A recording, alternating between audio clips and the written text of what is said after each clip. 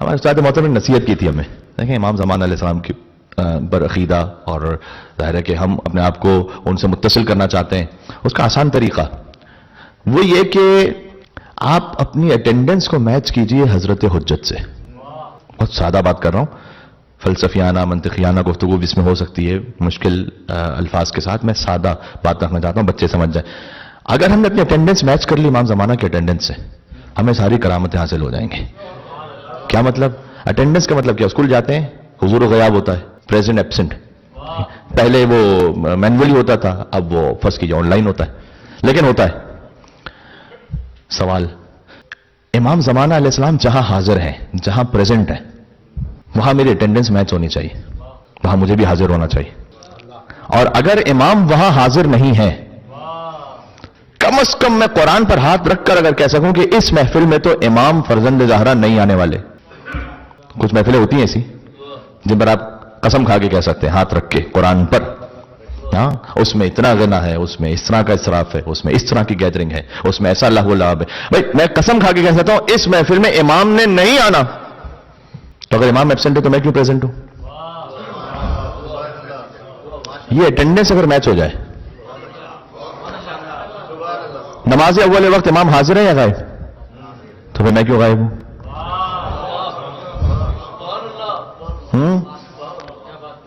عزا امام حسین علیہ السلام امام حاضر ہے یا نہیں؟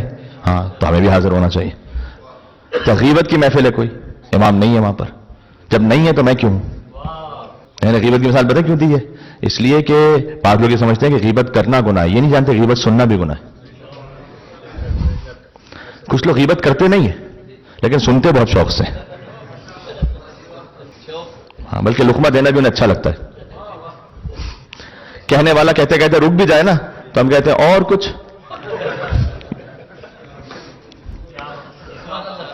کیونکہ ہم جانتے ہیں کہ جیسے ہم نے کہا اور کچھ, اس کا میٹر پھر شروع ہو جائے گا. ہاں پھر یہ 10 منٹ تک بولتا رہے گا. مزے لے لے کے غیبت سنتے ہیں. جا کے دیکھ لیجیے گا آیت اللہ سیستانی کا فتویٰ بھی موجود ہے, اور یہ حدیث کی روشنی میں کہ اگر کہیں پر کسی مومن کی غیبت ہو رہی ہے تو یا تو اس سے دفاع کیجئے, دفاع نہیں کر سکتے اس مقام کو چھوڑ دیجئے. اچھا مولانا ہم کون سا جھوٹ بول رہے ہیں؟ ہم وہ کہہ رہے ہیں جو اس نے کیا ہے. میرے بھائی اسی کو غیبت کہتے ہیں. جو نہ کیا اور ہم نے کہا اس کو تہمت کہتے ہیں. وہ تو جھوٹ ہے, وہ تو تہمت ہے.